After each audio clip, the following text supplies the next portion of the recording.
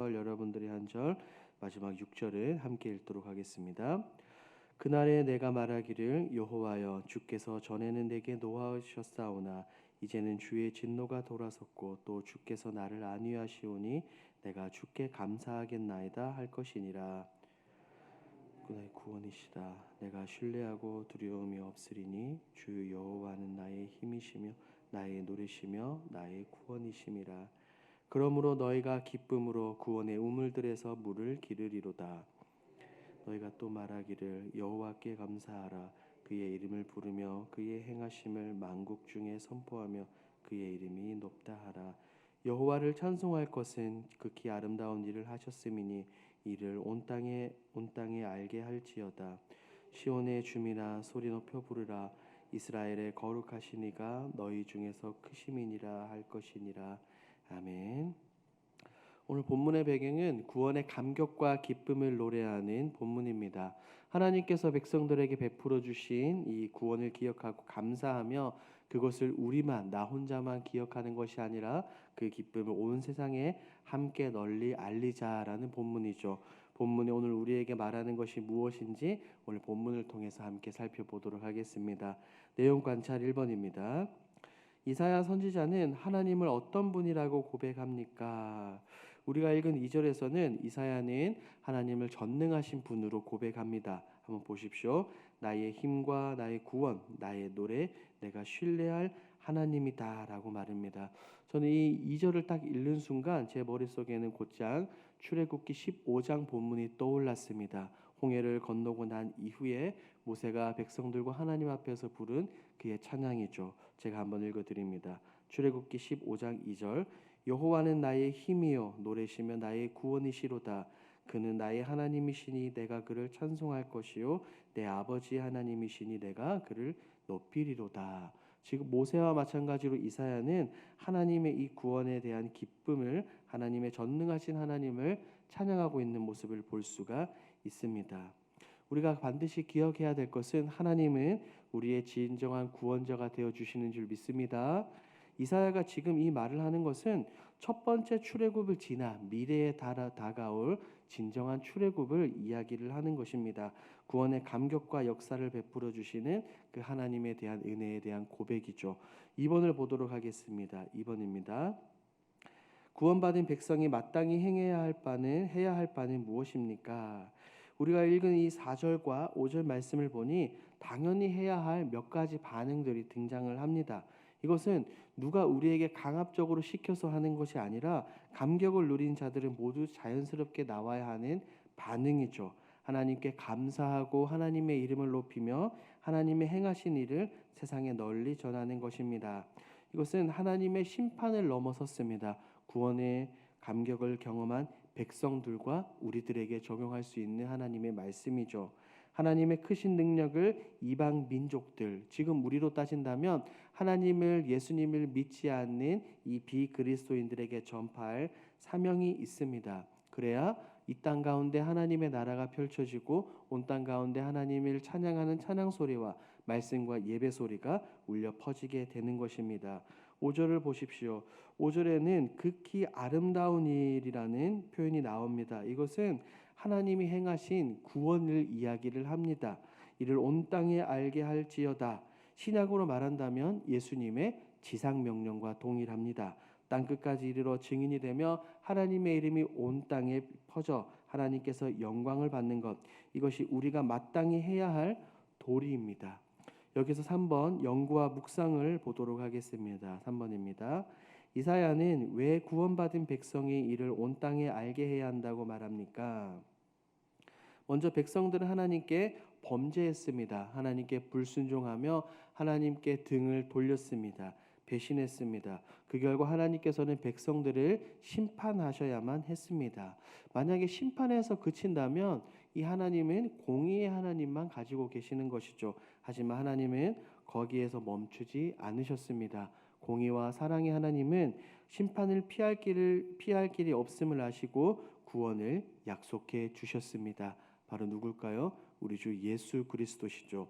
이는 3절에서 이야기를 합니다. 3절 말씀을 우리가 함께 읽도록 하겠습니다. 시작. 그러므로 너희가 기쁨으로 구원의 우물들에서 물을 기르리로다. 우리는 신약에서 예수님께서 하신 말씀을 분명하게 기억을 합니다. 예수님은 이렇게 말씀하셨죠. 나는 생명의 떡이고 나는 생명 영원한 마르지 않는 생명수다라고 말입니다. 목마른 자들에게 영원히 목마르지 않을 생명수를 허락하신 예수님입니다. 그러니 어찌 기쁘지 않겠습니까?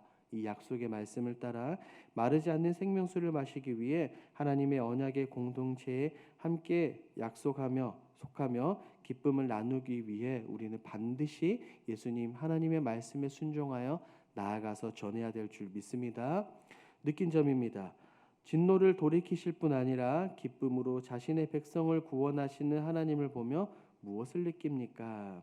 저는 이 본문을 보며 하나님께 참으로 감사했습니다. 하나님은 분명히 백성들에게 진노하셨죠. 우리들의 백성과 백성들의 불순종과 배반에 심히 진노하셨지만 백성들의 멸망과 우리들의 영원한 죽음은 하나님의 목표가 아니었습니다. 이미 하나님께서는 창세전에 삼위 하나님은 구원을 계획하고 계셨고 그에 따라 모든 것을 이뤄가시는 분입니다. 우리가 기억해야 될 것은 심판을 당하는 것이 오히려 감사이고 축복일 때가 있다는 거예요. 진짜 하나님께서 버려두면 하나님께서 우리를 유기하신다면 하나님은 전혀 관심을 가지지 않습니다. 하지만 하나님은 우리를 사랑하시고 관심을 가지고 계시기 때문에 우리에게 다시 돌아오라고 심판, 사랑의 매를 드시는 것입니다. 그러니 너무나 감사하죠. 그리고 그저 감사합니다라는 고백에 그쳐서는 안 됩니다. 우리의 생활의 삶 속에서 이것이 나타내야 합니다. 이사야의 이 고백처럼 어찌 찬양하지 않을 수 있겠냐는 거예요. 어찌 전하지 않을 수 있겠습니까? 이 기쁜 소식을 나 혼자만, 내 가족만 누리는 것이 아니라 다른 사람들, 예수님을 믿지 않는 사람들과 함께 누리시기를 주님의 이름으로 축복합니다. 5번입니다. 내가 구원의 은혜를 잊고 현실에 매여 주님을 신뢰하지 못하는 문제는 무엇입니까? 아마 우리들의 삶 속에 여러분들의 삶 속에 많은 어려움과 문제들이 있으리라고 생각을 합니다. 하지만 기억해야 될 것은 그 어떤 무엇도 구원의 감격과 기쁨보다 소중한 것은 없습니다. 그런데 우리는 최고의 기쁨보다 언젠가 살아 없어질 것들에 관심을 두는 경우가 너무나 많습니다. 혹은 그것이 우리의 직장입니까? 가정입니까? 자녀 손들입니까? 무엇보다 무엇이 되든지 간에 하나님보다 우선시 될 수 없습니다. 구원의 감격과 기쁨보다 우선시 될 수 없다는 것입니다. 만약에 그런 것이 있다면 우리는 반드시 그것을 내려놓아야 합니다. 그것은 하나님께서 기뻐하시지 않는 것이죠. 본문에 등장하는 이 이사야서에 등장하는 백성들이 이와 같은 실수를 저질렀습니다. 가장 귀한 보물인 하나님보다 하나님을 보지 않고 현실을 바라보았습니다. 당장 눈앞의 것들을 바라보고 그것들을 의지하고 그것들을 사랑했죠. 이 백성들을 반면교사 삼아 세상이 아닌 하나님만을 바라보시는 저와 여러분들이 되길 주님의 이름으로 축복합니다. 5-1번입니다. 구원의 은혜에 감사드리며 아름다운 소식을 간절히 필요로 하는 자들에게 전하기 위해 무엇을 결단하겠습니까? 먼저 이것은 주님께서 우리에게 하신 부탁이 아닙니다. 이것은 부탁이 아니라 명령입니다. 우리에게 선택권이 있는 것이 아니라 우리가 반드시 해야 합니다. 하나님은 우리를 불러주셨고 우리를 왕같은 제사장으로 삼아 주셨습니다.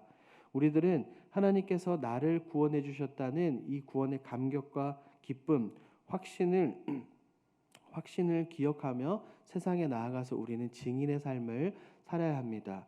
사도행전 3장을 보면 제자들이 나아가 목숨 걸고 예수님을 전합니다. 그럴 때 그들은 그렇게 이야기하죠. 우리가 보고 들은 것을 말하지 아니할 수 없다라고 말입니다. 이것이 바로 증인의 조건입니다. 만약에 여러분들이 신앙생활하면서 하나님으로부터 이런 은혜와 감격, 사랑을 받아 누리시고 경험하셨다면 그냥 가만히 계셔서는 안 됩니다.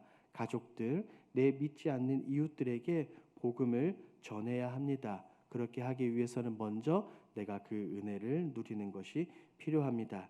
먼저 알아야 선포하고 전달할 수 있습니다. 영원히 목마르지 않을 진정한 생명수 대신 예수 그리스도를 경험하고 그것을 주위에 나누시기를 주님의 이름으로 축복합니다. 기억하십시오. 먼저는 우리가 다시 오실 예수님을 기억을 해야 됩니다. 재림 소망이죠. 주님은 말씀하신 것처럼 언제 어느 때일지는 모르지만 반드시 다시 오십니다. 그러니 우리는 늘 말씀처럼 긴장하고 깨어 있으며 믿지 않는 자들에게 복음의 기쁜 소식을 전해야 됩니다.